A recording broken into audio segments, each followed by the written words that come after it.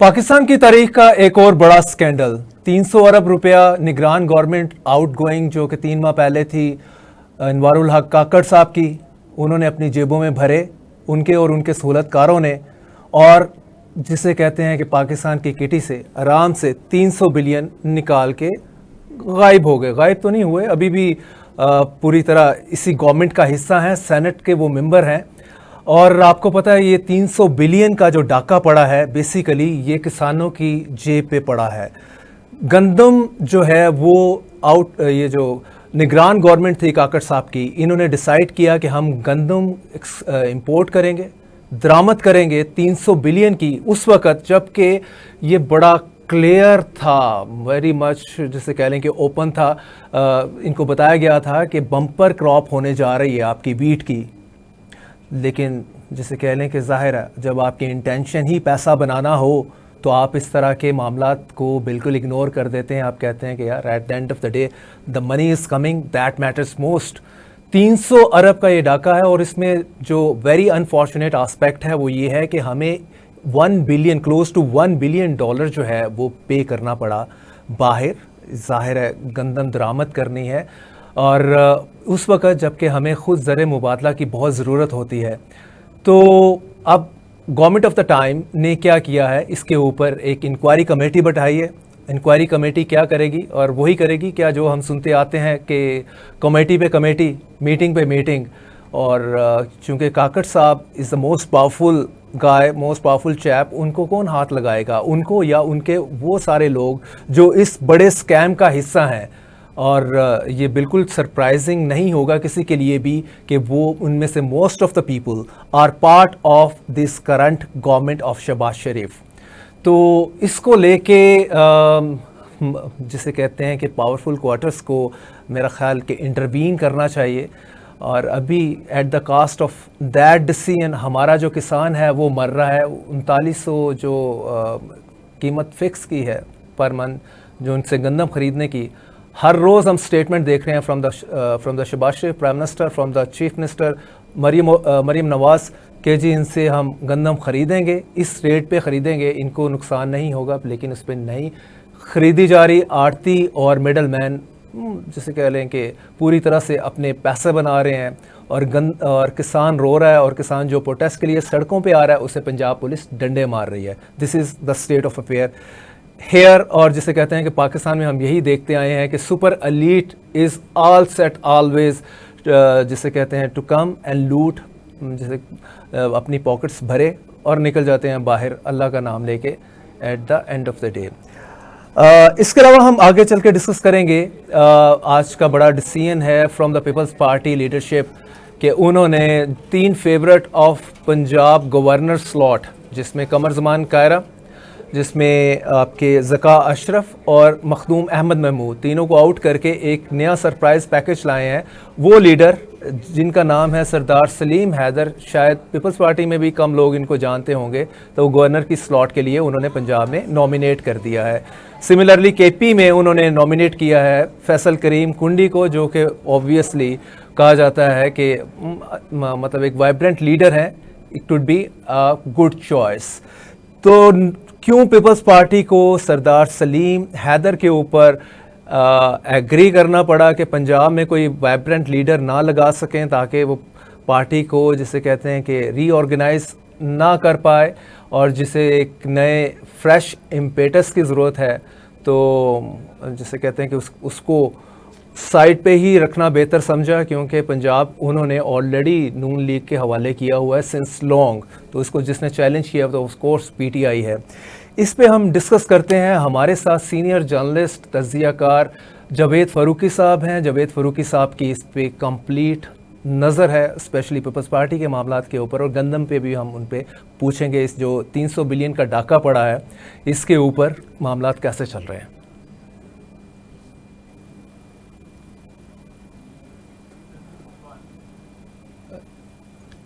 जी अस्सलाम वालेकुम फ़ारूकी साहब, आप ज्वाइन कर चुके हैं? जी जी जी जी हाँ जी जी जी जी welcome to the show Farooqui साहब। जी बहुत शुक्रिया जी फ़ारूकी साहब, हम पीपल्स पार्टी पे बात कर रहे थे। पीपल्स पार्टी की लीडरशिप ने आज डिसाइड किया है कि सरदार सलीम हैदर साहब को पंजाब का गवर्नर लगाएंगे। ये कहाँ से निकाला है, किस पटारी से ये नाम निकाल के लाए हैं? और कहाँ गए वो बड़े बड़े नाम, कायरा साहब, कमर कायरा साहब, आपके मखदूम अहमद महमूद, ज़का अशरफ? मतलब देखिए अपना जुल्फिकार साहब, बात यह है कि पंजाब का जो गवर्नर का जो मामला था, उसमें सबसे जो बुनियादी जो जरूरत महसूस होती थी पीपल्स पार्टी की कि वहां पर किसको गवर्नर लगाया जाए, तो उसका मकसद यही था कि पंजाब के अंदर मुस्लिम लीग नून की हुकूमत है, पीपल्स पार्टी तवील अरसे से पंजाब से गायब है, जैसे आपने भी कहा।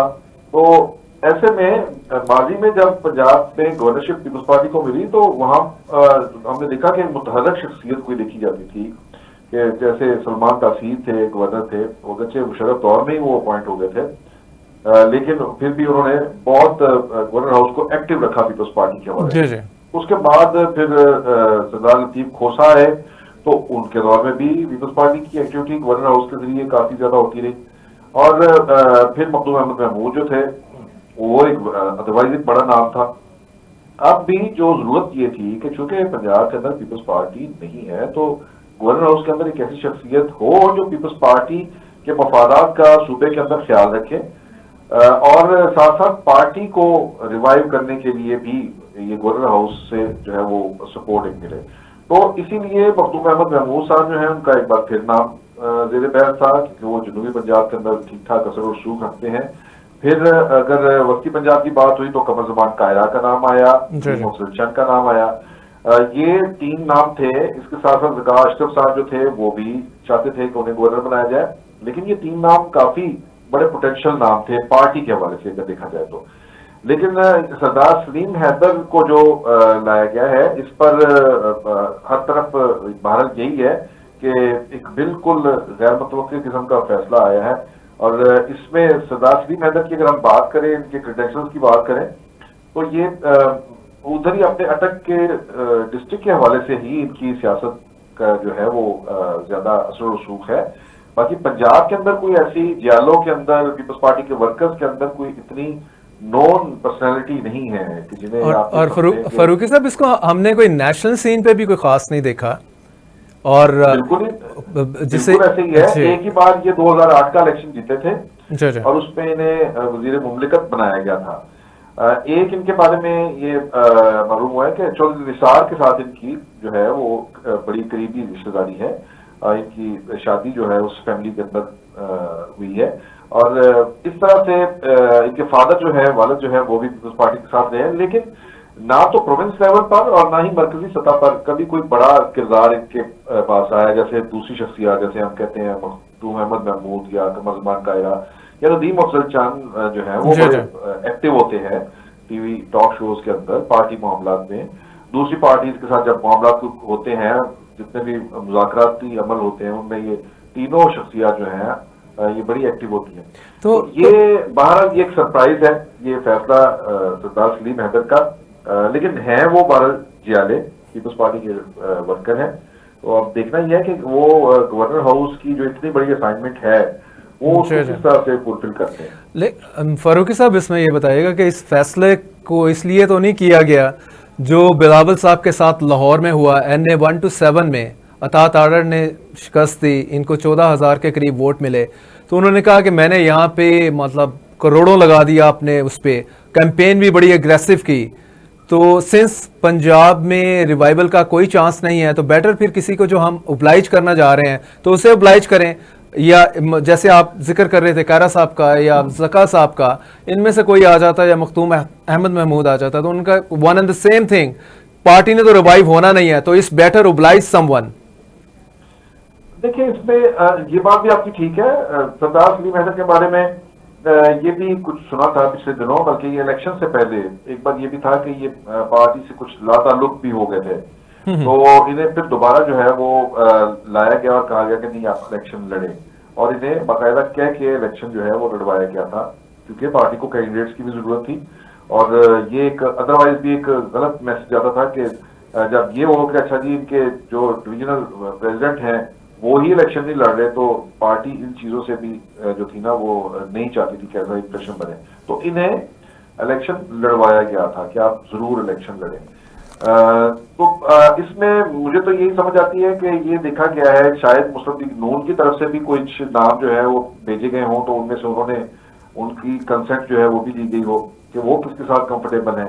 अब यहाँ पर अगर ये जो दूसरी शख्सियात है वो अगर होती तो डेफिनेटली गवर्नर हाउस का एक जो है चेहरा मोहरा वो कुछ और होना था, और उसका वहां पर और कद काट का बंदा बैठा होता। सलीम हैदर मुमकिन है कल को ये बहुत बड़े नाम डेवलप हो जाए, एस्टेब्लिश हो जाए, लेकिन इस वक्त बहरहाल वो मरियम नवाज चीफ मिनिस्टर है, तो सरदार सलीम हैदर बात जितनी आपको समझ आती है उतनी मुझे भी आ रही है। जी जी फारूकी साहब, इसमें ये बताइएगा कि पहले यही जरदारी साहब को लेके काफ़ी क्रिटिसिज्म होता था पीपल्स पार्टी के सर्कल्स में ही। डेफिनेटली आपसे भी कई लीडर्स ने कन्फाइड इन किया होगा कि जो फ्रेंडली पॉलिटिक्स ऑफ जरदारी है वो हमें ऑलरेडी कास्ट डियरली इन पंजाब, तो ये एक और फ्रेंडली मूव कर दी इन्होंने, बिल्कुल जो जिसे कह लें हैं कि in the favour of PML Noon जा रही है। तो ये क्या सोच तो नहीं बैठे कि आइंदा के इलेक्शन भी इन्होंने पीएमएल नून के साथ ही मिलकर लड़ना है, क्योंकि इनका real time opponent Imran Khan the PTI है? देखिए आपकी बात ठीक है, यानी ये जो एक मूव है इसके अंदर तो कुछ ऐसी चीज नजर नहीं आती कि पंजाब के अंदर आप पार्टी को रिवाइव करना चाह रहे हैं या आपके कुछ ऐसे अजाइम हैं हों, तो बड़ी एक ठंडा सा एक उन्होंने ये जेस्चर दिया है। लेकिन इसके साथ साथ पीपल्स पार्टी ने पंजाब के अंदर एक कमेटी भी तश्कील दी है जिसमें नदीम अफसर चंद है और अली कासम है और हसन मुर्तजा है। ये पीपल्स पार्टी और मुस्लिम लीग नून के दरमियान जो पावर शेयरिंग का जो फार्मूला तय पाया है उस पर इम्प्लीमेंटेशन ये कमेटी करवा रही है इस वक्त। तो मेरा ख्याल है कि पॉलिटिकल फ्रंट पर आपको आने वाले दिनों में पीपल्स पार्टी की तरफ से अगेन ये नदीम अफसर चंद इस कमेटी को लीड कर रहे हैं, ये पॉलिटिकल फ्रंट पर ज्यादा नजर आएंगे। वैसे मेरी आज जो बात हुई कुछ पार्टी के लीडर से, उनका यही कहना है कि सलीम हैदर जो है ये आप देखिएगा कि गवर्नर हाउस के गेट खुल जाएंगे और ये बिल्कुल एक अवामी किस्म का गवर्नर हाउस जो है बनाया जाएगा, जो आज बैठकर वहां पर डिस्कशन भी हुई है। लेकिन देखें, जैसे आपने बताया कि नदीम अफसर चंद जो कमेटी को कर रहे हैं पावर शेयरिंग फार्मूला को लेके विद द पीएमएल नून, वो तो आगे जो आपको पता है कि कैबिनेट का नेक्स्ट फेज आना है एक्सटेंशन का, तो उसमें पीपल्स पार्टी ने ज्वाइन करना है और बेसिकली तो उसको ही फिगर आउट करने के लिए ये कमेटी है। लेकिन जो रिवाइवल ऑफ द पीपीपी है, जिस तरह से आज बिल्कुल हार्डकोर जियाला है, अटरली डिसअपॉइंटेड है इस नॉमिनेशन के बाद कि भाई आप क्या करना। अब शायद उनका ख्याल था कि बिलावल साहब या जरदारी साहब को एक सरप्राइज देंगे, कोई बिल्कुल हार्डकोर जियाला को उठा के वो बना देंगे गवर्नर। तो बहुत डिसअपॉइंटमेंट है उसमें पीपीपी के रैंक्स में। देखिए मेरा ख्याल है कि पीपल्स पार्टी के रैंक जो है उनके अंदर तो होगी ऐसी बात के यानी ये उनकी तवक्कुआत के मुताबिक फैसला नहीं हुआ, लेकिन मेरा ख्याल है कि अगर अभी पीपल्स पार्टी की क़यादत जो है यानी आसिफ जरदारी और बिलावल भुट्टो और मुस्लिम लीग नून की जो लीडरशिप है, उनमें मामला जो है वो कोई ऐसी शक्ल या ऐसा रुख इख्तियार नहीं किया उन्होंने कि जिसमें वो किसी महाजराई की तरफ वो जाने का कोई इशारा दे। तो कोई ऐसा काम भी नहीं वो कर रहे, और ये मुझे तो वही एक जो बड़ी एक बाहम शीरो शक्ल रहकर चलने वाला जो मामला है एक अच्छी वर्किंग रिलेशनशिप के साथ, तो इसके अंदर मुझे एक अंडरस्टैंडिंग का पहलू ज्यादा नजर आ रहा है कि ये नाम इसीलिए जो है डेफिनेटली मुझे यकीन है कि ये मुस्लिम लीग नून की कंसेंट के साथ 2-3 नामों में से एक नाम जो है वो लिया गया है। और देखिए यहाँ पर अगर कमर जमान कायरा होते और या नदीम अफसर चंद होते और मखदूम अहमद महमूद होते तो एक डिफरेंट सिनेरियो होना था। तो अब जैसे मैंने कहा कि मुमकिन है सलीम हैदर कल को बहुत ही एक और शक्ल में आपको नजर आए, क्योंकि हमारा तो एक्सपीरियंस नहीं है, ना ही किसी आम आदमी का भी एक्सपीरियंस है सलीम हैदर को जो उन्होंने किस तरह से परफॉर्म करते हैं। वो फारूकी साहब केपी में तो बिलावल साहब या जरदारी साहब ने नहीं सुनी पीएमएल नून की, वहाँ फैसल करीम कुंडी साहब जो हैं वेरी वाइब्रेंट लीडर और दबंग लीडर हैं, वहाँ पे वो चूँकि गवर्नमेंट है पीटीआई की, उसके लिए तो मतलब Noon league is very much happy कि जी वहाँ पे आप तगड़ा लीडर लगाएं और हमें नन्ना मुन्ना सा दे दें इधर पंजाब में। तो बिल्कुल ठीक कह रहे हैं आप, बिल्कुल अपनी ठीक कह पार्टी रहे के हैं। इंटरेस्ट को देखना चाहिए था ना जी। जिस तरह कहते हैं कि पीपल्स पार्टी ने आप पहले स्मार्ट मूव की, अब गवर्नमेंट में नहीं बैठी, सारी गालियां कहते हैं जी पीएमएल नून ही खाए, सेंटर में जो भी डिसीजन करे एंटी पब्लिक डिसीजन उसके। और सिमिलरली उनकी ये मूव भी कि प्रेसिडेंसी को ग्रैब करना, जरदारी साहब बैठ गए प्रेसिडेंसी में, चेयरमैन सेनेट के लिए आपके यूसुफ रजा गैलानी है, तो वहां तक तो इनकी मूव अच्छी लग रही थी। लेकिन पंजाब के गवर्नर को लेके ऐसे लगा है एकदम से जरदारी साहब जैसे बैठ ही गए हो नून लीग के आगे। देखिए, ये इससे जो है एक बात तो बड़ी क्लियर होती है कि अभी तक दोनों पार्टी जो हैं, पीपल्स पार्टी और मुस्लिम लीग नून, वो अपनी अपोजिशन, अपना मुखालिफ जो है वो पीटीआई को ही समझ रहे हैं। यही वजह है कि उन्होंने मुस्लिम लीग नून की तरफ ठंडी हवा चलाई है और पीटीआई की तरफ जो है वो एक बहुत वाइब्रेंट लीडर जो है उसे गवर्नर बनाकर वो भेज रहे हैं। और फैसल करीम कुंडी बहुत बड़े अग्रेसिव हैं और वहां पर और फिर वो उनका जो है डेरा इस्माइल खान से उनके भाई जो हैं वो लड़कर जीते भी हैं पीटीआई के खिलाफ, उन्होंने वो एमपीए जीते हैं। तो वहां उनका भी मुकाबला जो है वो पीटीआई के साथ भी है और मौलाना के साथ भी है। फरूकी साहब फरूकी साहब यही पे थोड़ा सा और एक्सप्लेन कर दीजिएगा। जो कुंडी साहब को लगाने का मकसद है, दूसरी तरफ ऑलरेडी मौलाना फजलुर रहमान की बहुत ज्यादा लगती है फैसल करीम कुंडी के साथ, तो और जो जिसे कह लें कि जो ऑलरेडी इनके डिफरेंसेस हैं विद द पीएमएल नून मौलाना के, वो फर्दर वाइडन नहीं होंगे या पीडीएम के साथ एज ए होल? जी बिल्कुल नहीं, पीपल्स पार्टी और मौलाना के दरमियान भी हम देख रहे हैं कि फासले जो है बढ़ रहे हैं। जी जी जी, पीडीएम के कॉन्टेक्स्ट में आ जाना। हाँ जी जी बिल्कुल नहीं, रात तो मौलाना ने जो स्पीच की है उसके अंदर उन्होंने ऐवान सदर का जो जिस तरह से जिक्र किया है कि ऐवान सदर का भी सौदा किया गया है, तो ये उन्हें ऐवान सदर में आसफ अली जरदारी की मौजूदगी जो है वो अभी तक डाइजेस्ट नहीं हो रही। वो खुद सदर बनने के लिए उम्मीदवार थे, तो इसीलिए उन्होंने हिट किया है। तो इसके अंदर अगर फैसल करीम कुंडी वहां पर जाकर गवर्नर लगते हैं तो इसमें आसिफ अली जरदारी न सिर्फ ये कि पीटीआई को एक जो है वो ऐसा मैसेज दे रहे हैं, और लेकिन उसके साथ साथ मौलाना फजलुर रहमान को भी पावर करा रहे हैं कि आपका जो अपोनेंट है आपके हल्के में, आपके इलाके में, मैंने उसे जो है सूबे का गवर्नर लगा दिया है और आपके समझी को हटाकर लगाया है। जी जी, राइट बिल्कुल फरूकी साहब, बिल्कुल इसी को कंटिन्यू रखते हैं। हमें ब्रेक पे जा रहे हैं, ब्रेक पे वापसी पे ये चर्चा जारी रखते हैं। Take a break. Welcome back. Farooqui sahab, हम डिस्कस कर रहे थे यही फजलुर रहमान साहब के हवाले से, स्पेशली जो पीडीएम को लेके दूरियां हैं।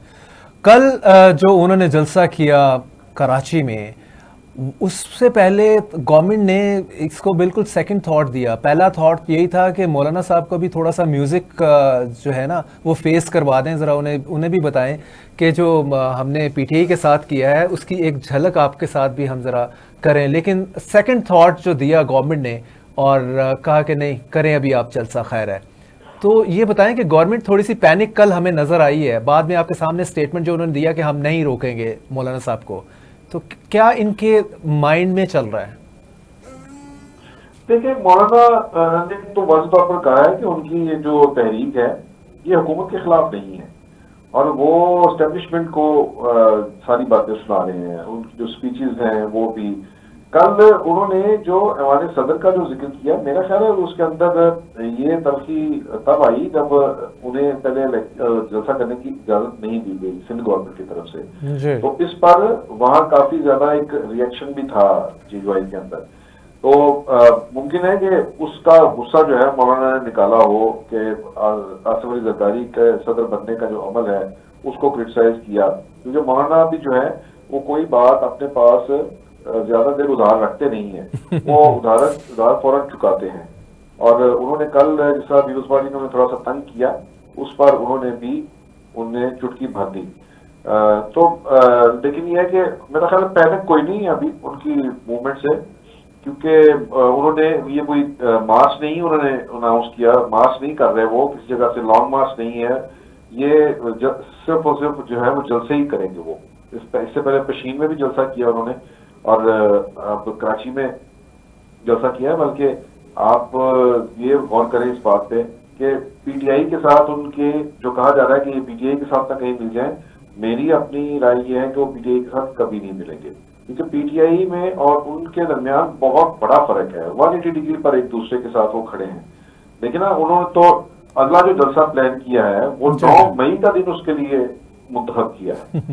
9 मई को लेकिन वो पेशावर में जलसा करेंगे। राइट अब लेकिन 9 मई की एक अपनी सिग्निफिकेंस है। बिल्कुल सिग्निफिकेंस है। उस दिन आपका पूरा कंट्री जो है गवर्नमेंट लेवल पे ऊपर ब्लैक डे मना रहा होगा। लेकिन फारूकी साहब, आपको पता है कि पॉलिटिक्स में हम देखते हैं कि there are no permanent enemies and no permanent friends. तो इस अगर हम गोइंग बाय दिस कोटेशन, ये वर्ल्ड वाइड कोटेशन है या वर्ल्ड वाइड सेइंग है और हमने इसका देखा भी है हर जगह।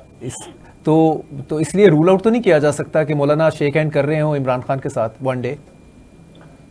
नहीं देखिए जुल्फिकार, मैं ये समझता हूँ कि मौलाना को इमरान खान से कुछ नहीं मिल सकता। सिर्फ ये तो हो सकता है कि वो एक जो है स्टेज जो है वो शेयर कर लें और उनके जलसे जो है बड़े हो जाएं। लेकिन मैं ये समझता हूँ कि दोनों की कॉन्स्टिट्यूंसी जो है वो सेम है। दोनों केपीके की पार्टीज हैं और केपीके के अंदर क्या पीटीआई किसी भी पार्टी को, बशमूल मौलाना, किसी भी पार्टी को कुछ स्पेस देने के लिए तैयार होगी? इसका मेरी दानिश में तो इसका जवाब नफी में है। वो उन्हें कुछ नहीं मिलेगा। दूसरी तरफ ये है कि अगर ये थोड़ी सी ये तलखी है उनके दरमियान, पीपल्स पार्टी के साथ उनकी तलखी हुई है, लेकिन फिर भी ये जो रूलिंग अलायंस है इसके पास मौलाना को देने के लिए बहुत कुछ है। वो लेकिन फारूकी साहब, यहीं पे क्वेश्चन ले लीजिएगा। इनको देने के लिए मौलाना के पास अगर कुछ होता तो पहले ही मौलाना फारिग क्यों होते? मौलाना इस टाइम जो है वो kind of heart broken man है। वो कहते हैं जी मुझे यूज़ करके फेंक दिया, मुझे पहले प्रॉमिस किया कि आपको प्रेसिडेंसी, आप लगे रहे हमारे साथ, पीडीएम के प्रेसिडेंट हैं, पूरी कैंपेन आपने चलाई, इमरान को घर भेजने में पूरा आप हमारे साथ रहे हैं, आपको प्रेसिडेंट के लिए हम कंसिडर करेंगे। प्रेसिडेंट से फारग किया, उसके बाद फिर आपके सामने ही है जो सबसे पहला शिकवा उनका एस्टेब्लिशमेंट से था, वो यही था कि भाई सबको आपने मौजें करवा दी, सीटें दे दी, मुझे सीटें नहीं दी। और जब उनको सीटें नहीं मिली, सेनेट में भी उनके बंदे नहीं उस तरह से जा सके। और एंड जिसे कह लें at the end of the day, आखिर तक ये बात होती रही कि ये जो इनके 4 लोग इलेक्ट हुए हैं नेशनल असम्बली में, तो इनको मिनिस्ट्रीज देने के हवाले से मौलाना इंटरेस्टेड थे। लेकिन आपकी शहबाज एडमिनिस्ट्रेशन नहीं मानी, या आप ये कह लें एस्टेब्लिशमेंट ने कुछ किया। तो वो हार्ट ब्रोकन है। हार्ट ब्रोकन आदमी फिर आपके दुश्मन से मिलता है और कहता है कि मैंने तुम्हें मज़ा ज़रूर चखाना है, मुझे कुछ मिले या ना मिले। आप देखिए, उनका जो गिला है वो एस्टेब्लिशमेंट की तरफ ही है कि एस्टेब्लिशमेंट ने उनसे वादा किया था कि आप जो है वो सदर बनेंगे, ये उनके लोग कहते हैं। और उनका ये ख्याल है कि ये जब पीडीएम की जो हुकूमत बनाई गई थी, जब तहरीक अदम एतमाद आए थे, उस वक्त ही हमें कुछ यकीन दहानियां ऐसी थी। तो उनका गिला उस तरफ है। हुकूमत जो है वो मतलब ये है कि नवाज शरीफ ने या आसिफ जरदारी ने या शहबाज शरीफ ने तो उन्हें सदर नहीं बनाना था, ठीक है ना। वो तो ये है कि जब उनके पास जो नंबर्स बने, और नंबर्स भी जो भी बने उसकी बुनियाद पर ही ये फैसले होने थे उसके बाद। तो इस जो पस मंजर में जो कुछ हुआ उसमें आसिफ अली जरदारी क्या कुछ खेल गए, अब ये तो देखें, ये तो इक़्तिदार का खेल है। इसमें तो फिर कोई किसी का इतना सगा नहीं होता। मुफादात जो है वो अपने अजीज होते हैं हर किसी को। उनका भी टारगेट, आसिफ अली जरदारी का भी टारगेट हमारे सदर था, इनका भी था। आसिफ अली जरदारी के पास ज्यादा जो थे नंबर्स थे, उनके पास सिंध गवर्नमेंट थी पूरी, मरकज के अंदर अच्छे नंबर थे, तो वो ले गए। अब ये उनका जो है, मैं ये समझता हूँ कि फिर भी जो ये लोग हैं, जो रूलिंग अलायंस है, जो पीपल्स पार्टी और मुस्लिम लीग नून है, इनके साथ वो फिर भी चल सकते हैं। वो इन यहाँ से उन्हें कुछ मिल सकता है, ये उन्हें कुछ ऑफर कर सकते हैं। मुमकिन है कल को फिर वो गवर्नरशिप ऑफर कर दे उन्हें, अगर जब मिलाना हो तो उन्हें गवर्नरशिप दे दें, बलूचिस्तान की दे दें, केपीके की गवर्नरशिप दे दें। गवर्नर का तो कोई टेन्योर पोस्ट तो नहीं है ना गवर्नर तो जब भी आप चाहें चेंज कर लें। तो ये चीजें तो अभी इधर इनके पास मौजूद है, देने के लिए काफी कुछ है, और इसलिए वो इमरान के साथ जाते हुए मुझे नजर नहीं आते। बिल्कुल सही। और जिसे कह लें कि इसको लेके टाइम विल टेल, बिल्कुल आपकी प्रेडिक्शन को हम देखेंगे, टाइम बताएगा। फारूकी साहब, कराची का मसला नहीं हल हुआ, मेन कराची के गवर्नर का। एमक्यूएम चाह रही थी, पहले तो नून लीग खड़ी रही है जी, उनका ख्याल था कि उनके ताल्लुकात ज़्यादा बेहतर हैं एस्टेब्लिशमेंट से, और एमक्यूएम को ऑलरेडी उन्होंने काफ़ी कुछ गिफ्ट किया हुआ है, तो that is more than enough, उनको गवर्नरशिप नहीं मिलनी चाहिए और नून लीग का हक है गवर्नरशिप के ऊपर। लेकिन टसोरी साहब ने कोई जादू की छड़ी घुमाई है, तो खबरें यही आ रही हैं कि वही रहेंगे गवर्नर सिंध। जी जी। अच्छा, इसमें ये है कि देखिए, अब ड्राइविंग सीट पर जो है वो मुस्लिम लीग नून है, शहबाज शरीफ वज़ीर-ए-आज़म है, और ये हुकूमत मुस्लिम लीग नून की हुकूमत है। उसके लिए जो अगर कहीं पर कुछ देना है, अगर कहीं कुछ सेक्रीफाई करना है, तो वो मुस्लिम लीग नून इस पोजीशन में है कि वो सेक्रीफाई करे। अगर वो सिंध के अंदर तसूरी साहब को ही गवर्नर रखते हैं, तो इसका मतलब ये है कि उसके बदले में एमक्यूएम उन्हें मरकज में सपोर्ट कर रही है। तो ये मुमकिन है कि ये डील विद इन डील एक नई आ जाए कि पीपल्स पार्टी और मुस्लिम लीग नून की डील थी कि ये सिंध का गवर्नर जो है वो मुस्लिम लीग नून को मिलेगा, पर आगे मुस्लिम लीग नून वो फर्दर डील में अगर चली जाए एमक्यूएम के साथ कि मरकज में उसके साथ वोट है, तो सिंध का गवर्नर जो है वही रहे, तो ये मुमकिन है, ऐसा पॉसिबल है। लेकिन कामरान टसोरी साहब जो है वो अदरवाइज भी अपनी दिनों काफी उन्होंने कोशिश की है, बड़े हाथ पांव मारे हैं उन्होंने आसिफ अली जरदारी साहब को भी पुरानी बातें याद करवाई हैं कि जब परवेज मुशर्रफ के साथ जो डील हुई थी उसके अंदर इनका क्या किरदार था, इन्होंने किस तरह से मीडिएशन एक करवाई थी, और जैसे ये बाहर गए थे और फिर बाहर से फिर इनका पासपोर्ट भी रिन्यू करवाया जरदारी साहब का, तो ये सारी बातें उन्होंने वहां तक पहुंचाई है, उन्हें सुनाई है कि मैं आपका पुराना खैरखा हूँ, पुराना दोस्त हूँ, तो मुझे हटाने में मतलब ये कि क्यों आप इतनी जल्दी कर रहे हैं। जी जी, तो ये भी एक फैक्टर हो सकता है लेकिन कामरान टसोरी की वजह से। लेकिन आप ये देखें कि एमक्यूएम के अपने हाथ में तो कुछ नहीं है। जो अल्ताफ हुसैन मुआनस एमक्यूएम है वो तो बिल्कुल वो तो गाइडलाइंस पावरफुल हलकों से ही, ताकतवर हलकों से ही लेती है ना। उसका अपना बार्गेनिंग का, जिसे कह लें कि बार्गेनिंग चिप उनके पास कोई ऐसी है नहीं, एक्सेप्ट वो तो जिस गवर्नमेंट के साथ भी जुड़े होते हैं वो खुद से नहीं जुड़े होते, उनको जोड़ा गया होता है। तो इसलिए मुझे समझ नहीं आई कि किस तरह से पीएमएल नून ने आराम से इस चीज़ पे एग्री कर गए कि ठीक है जी एमक्यूएम आप ही रखो, कामरान टसोरी साहब तुसी ठीक हो, तुसी रहो गवर्नर ऑफ सिंध। तो इसमें ज़रा शरीफ मुझे लगता है, या हो सकता है कि उन्होंने वो ताकतवर हलकों से सिफारिश ना करवा ली हो, मुझे तो ऐसा लगता है कि शायद एमक्यूएम ने। बिल्कुल है, मुमकिन है, मुख्तलिफ फैक्टर्स है इसके अंदर। एस्टेब्लिशमेंट का बड़ा, सिंध की गवर्नरशिप जो है वो पंजाब की गवर्नरशिप नहीं है, अब ये ज़हन में रखें। सिंध का गवर्नर जो है वो हमेशा एक बड़ा एक उसका रोल जो है डिफरेंट होता है, और वो एक्टिव रोल होता है गवर्नर सिंध का। गवर्नर केपीके का भी एक्टिव रोल होता है।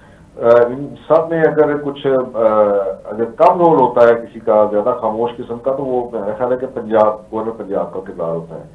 तो ये सिंध का एक गवर्नरशिप जो है, यहाँ पर एस्टेब्लिशमेंट उसके भी इंटरेस्ट होते हैं। कराची बहुत बड़ा शहर है और आमतौर पर कराची से ताल्लुक रखने वाली शख्सियत को ही गवर्नर सिंध बनाया जाता है।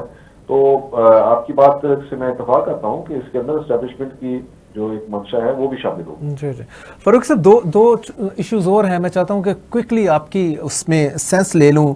एक तो आज बड़ा डिसीजन है गवर्नमेंट का, और हम ना सिर्फ गवर्नमेंट की तरफ से सुनते आ रहे थे, इवन द एस्टेब्लिशमेंट इसमें बहुत कंसर्न थे। जो सोशल मीडिया पे वारफेयर है, 5th जनरेशन वार चल रही है, और एस्टेब्लिशमेंट पूरी तरह से कंसर्न थी, और आज उन्होंने national cyber crime investigation agency जो है वो लॉन्च कर दी है। FIA अब साइबर क्राइम को नहीं देखेगा, साइबर क्राइम के जो विंग्स हैं वो सारे आज एबॉलिश कर दिए हैं, ख़त्म कर दिए हैं। National cyber crime investigation agency अब इन सबको देखेगी। ये एक इंडिपेंडेंट बॉडी होगी और आगे चल के लेजिस्लेशन होगी, और ये पकड़ेंगे। अब सोशल मीडिया पे फरूकी साहब आप भी ज़रा ध्यान से, आप वीलॉग करते हैं, आपका बड़ा पॉपुलर वीलॉग है, तो वीलॉगर को भी उन्होंने हाथ डालना है। सोशल मीडिया पे जो भी red line, so called red line cross करेगा वो धरा जाएगा। जी हाँ, बिल्कुल। ये तो काफी देर से हम सुन रहे थे कि आज बिल्ली थैले से बाहर आ गई ना जी। आज बिल्कुल, आज बिल्ली जो है वो थैले से बाहर आ गई है। ये काफी देर से हम सुन रहे थे कि सोशल मीडिया के ऊपर जो बहुत ज्यादा एक आजादी लोग इंजॉय कर रहे हैं, और वहां पर ऐसे मैं तो इस बात से मुत्तफिक हूँ, वहां पर हद से ज्यादा आजादी इंजॉय की जा रही है। बादल पे तरह आजादी है, और ऑल ओवर द वर्ल्ड है फरूकी साहब। सोशल मीडिया तो ऑल ओवर द वर्ल्ड ऐसा ही है। वो कहते हैं खैर आप करें जी। लेकिन सर देखें, जो खबर के नाम पर और जर्नलिज्म के नाम पर जो कुछ हो रहा है, हम तो अपनी बात करें ना। Right right. अब दुनिया में क्या हो रहा है हमारे यहाँ आपके सामने ही है ना। आपने और मैंने तो 30-30 साल गुजार दी हमने इस जर्नलिज्म में। और अब सोशल मीडिया के ऊपर कैसे कैसे लोग जो है अभी मोबाइल पकड़ते हैं और साथ ही वो साफी बन जाते हैं, सामने कैमरा ऑन होता है और साफी तैयार होता है। बिल्कुल, बहुत बड़ा ग्रे एरिया ये जो आप पिन पॉइंट कर रहे हैं, ये बहुत बड़ा ग्रे। तो इसके लिए जरूरी था कि जो फेक न्यूज है उसको भी तो किसी तरह से रास्ता रोकना है। तो ऐसे इदारे जो है ये ज़ाहिर वक्त के साथ साथ बनते हैं, लेकिन असल बात यही है कि यहाँ पर हम जो रियल जर्नलिस्ट हैं, हमारी जो तंजीमें हैं, उनको बहुत विजिलेंट होने की जरूरत है कि कहीं इसकी आड़ में कहीं आपकी जो फ्रीडम ऑफ एक्सप्रेशन है उसका वो कॉम्प्रोमाइज ना हो। ये अब हमारी जो ऑर्गेनाइजेशंस हैं, हमारी तंजीमें हैं, जो वर्किंग जर्नलिस्ट, उनका बहुत विजिलेंट होना पड़ेगा। Truly said. और फरूकी साहब, चलते चलते एक जो 300 अरब का डाका डाला गया है, काकड़ साहब की गवर्नमेंट ने डाला है, गंदम किसानों की बम्पर जो क्रॉप है वो पड़ी है यहाँ पे, बाहर से उठा के $1 बिलियन की हम ले आए हैं। ये इतना बड़ा जुल्म हो गया और इस पे हम कमेटी पे कमेटी बना रहे हैं और मीटिंग पे मीटिंग चल रही है। आपको लगता है इस पे कुछ गवर्नमेंट कुछ कर पाएगी? क्योंकि जो आपकी केयर टेकर गवर्नमेंट थी वो भी पीडीएम की एक्सटेंशन थी, वो भी शहबाज शरीफ के ही बड़े अच्छे दोस्त हैं काकड़ साहब। तो शहबाज शरीफ किस तरह उनके अगेंस्ट जाएंगे, या उन लोगों के खिलाफ जो उनके साथ थे उस वक्त और शहबाज शरीफ के साथ भी थे? अच्छा, मुझे इसमें कुछ ऐसा लग रहा है कि जैसे जो कुछ लोग निगरान हुकूमत के जो शख्सियात, जो कैरेक्टर जो थे, वो जिस तरह से इलेक्शन के बाद नई हुकूमत के अंदर उनकी इंडक्शन हो रही है, वो हुई है और मजीद हो रही है। ये मुझे लगता है कि बड़े तरीके से मुस्लिम लीग नून जो है एक बारीक गेम डाल रही है और ये गंदम का जो इशू है इसको इस तरह से ये लेकर चल रहे हैं और इसमें निगरान हुकूमत को उसके गले में ये फिट करके ये मेरी मेरा एक अंदाजा है। शायद ऐसे लोग, लेकिन काकड़ साहब ने कोई अभी तक प्रेस कॉन्फ्रेंस नहीं की। जो इतने बड़े एलिगेशन आ रहे हैं, 300 बिलियन छोटी अमाउंट नहीं है। आपके 85 बिलियन के साथ स्टील मिल सीधी हो जाती है, रिस्टोर हो जाती है। उन्होंने 1-2 टीवी चैनल्स के प्रोग्राम के अंदर कहा है कि उन्होंने कहा है कि ये हमने नहीं की, गवर्नमेंट ने नहीं की, बल्कि ये जो है प्राइवेट सेक्टर ने की है। तो लेकिन ये है कि ये मामला तो बाहर है, इसमें ये तो अगर गवर्नमेंट ने नहीं की, प्राइवेट सेक्टर ने की है, तो प्राइवेट सेक्टर के करने से भी पाकिस्तान का जो डॉलर तो बाहर गया ना, $1 बिलियन। तो ये तो एक इशू है ना। तो ये बहरहाल ये देखते हैं कि अब इसके अंदर और भी बहुत से जो है वो ऐसे मराहल हैं, बड़े नाजुक हैं। इस सारी बात मामले को जब खोलेंगे तो देखते हैं कितनी हुकूमत इसके अंदर कितनी हिम्मत दिखाती है। और किसान का क्या बनेगा जी? ये बम्पर प्राइस के साथ बैठे हैं, कोई खरीदने वाला नहीं है। मिडल मैन को, आरती को वो बेच रहे हैं सस्ते दामों में, और ये हम हमेशा ही सुनते आए हैं और हर गवर्नमेंट उसमें सिर्फ लिप सर्विस, जबानी जमा खर्च करके आगे निकल जाती है। किस बारे में? किसान जो है, मैंने कहा बम्पर प्राइस, बम्पर क्रॉप हुई है उनकी, जी गंदम की, तो गवर्नमेंट खरीद ही नहीं रही और मिडल मैन को बेचने के लिए वो मजबूर हैं। हाँ जी, देखिए ना, अब इस पर देखिए, ये मुस्लिम लीग नून के ऊपर काफी ज्यादा प्रेशर आ रहा है, पंजाब गवर्नमेंट के ऊपर बहुत ज्यादा प्रेशर आ रहा है। और अभी इस वक्त जो है एक मीटिंग चली है और उसमें मियां नवाज शरीफ ने इसका नोटिस ले लिया है और उन्होंने प्राइम मिनिस्टर को तलब कर दिया है इस इशू के ऊपर कि इस चीज को जो है वो मुस्लिम लीग नून जो है उसकी बड़ी सुर्खी हो रही है और वो फार्मर को ज्यादा इस तरह से प्रॉब्लम में नहीं देख सकते। तो नवाज शरीफ अब वो भी एक्टिव हो रहे हैं और हुकूमत के अंदर, हुकूमती मामला के अंदर वो नजर आ रहा है कि वो अपना किरदार जो है ना आहिस्ता आहिस्ता उनका खुलकर सामने आ रहा है। Right. Thank you very much Farooqui साहब, आपने अपना टाइम दिया हमें और इन 3 बड़े इश्यूज़ के ऊपर आपने इनको अच्छी तरह से डाइसेक्ट किया। नाजरीन, कल दोबारा मिलते हैं, जो ऑनगोइंग इश्यूज़ हैं उस पे ऊपर हम बात करते हैं, डिबेट करते हैं। सी यू टुमारो, स्टे ब्लेस्ड।